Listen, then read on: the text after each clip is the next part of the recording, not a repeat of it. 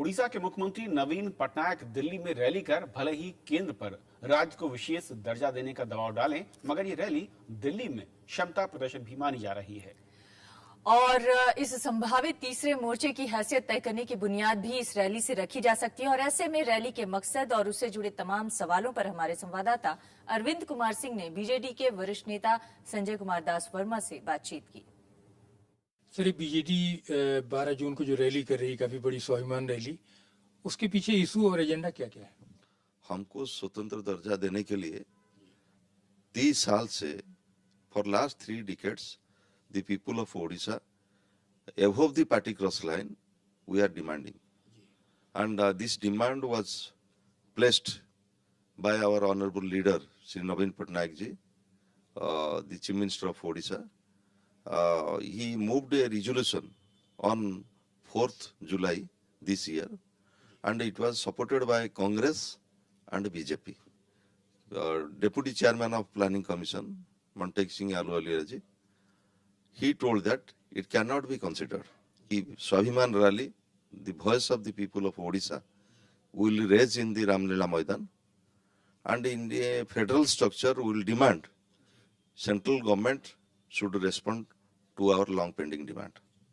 आप क्या आधार है, क्या बैकग्राउंड है जिसके आधार पर आप इसकी मांग कर रहे हैं? स्वाभिमान रैली अब रामलीला मैदान में कर रहे हैं।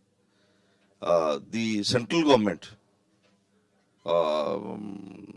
should consider our legitimate demand, and Government of India, we are also Honorable Chief Minister, our party president, he is also handing over the our demand to President of India should give a direction to Government of India to declare Odisha as a special category state. Bharat सरकार के बहुत सारे ऐसे परियोजनाओं के संसाधन है जो पेंडिंग पड़े हुए हैं, बहुत ज्यादा सपोर्ट नहीं मिला, क्या कुछ और बातें भी उठनी? These are lot of issues. For that we are raising our voice in Delhi. आज उड़ीसा का जो 4 करोड़ आदमी है, the voice of the Odia people will raise in 12th rally स्वाभिमान समावेश।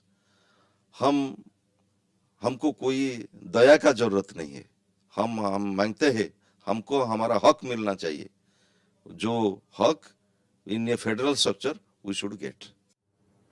दिल्ली में बीजेडी की रैली और एनडीए के संकट के बीच तीसरे मोर्चे की चर्चाएं शुरू हो गई हैं। समाजवादी पार्टी के मुखिया मुलायम सिंह यादव ने भी दिल्ली में अपने अहम नेताओं के साथ बैठक किया है। ये तमाम संकेत तीसरे मोर्चे के गठन के प्रयासों के तौर पर भी देखे जा रहे हैं। हालांकि देश में तीसरे मोर्चे का इतिहास बहुत सुखद नहीं रहा है। 2014 के चुनाव से पहले नरेंद्र मोदी बनाम आडवाणी के संकट ने बीजेपी के साथ एनडीए के लिए मुश्किलें खड़ी की हैं, तो भ्रष्टाचार के आरोपों का सामना कर रही यूपीए के लिए भी रास्ता आसान नहीं होगा। ऐसे में क्षेत्रीय दलों को फिर तीसरे मोर्चे की कामयाबी की गुंजाइश नजर आने लगी है। मगर इतिहास बताता है कि जब भी तीसरा मोर्चा बना तो सहयोगी दल लंबा साथ निभा नहीं पाए।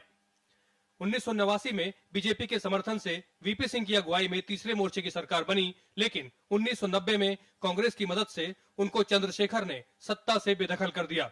हालांकि फिर 7 महीने के बाद ही 1991 में कांग्रेस से खटपट बढ़ी तो चंद्रशेखर को भी जाना पड़ा।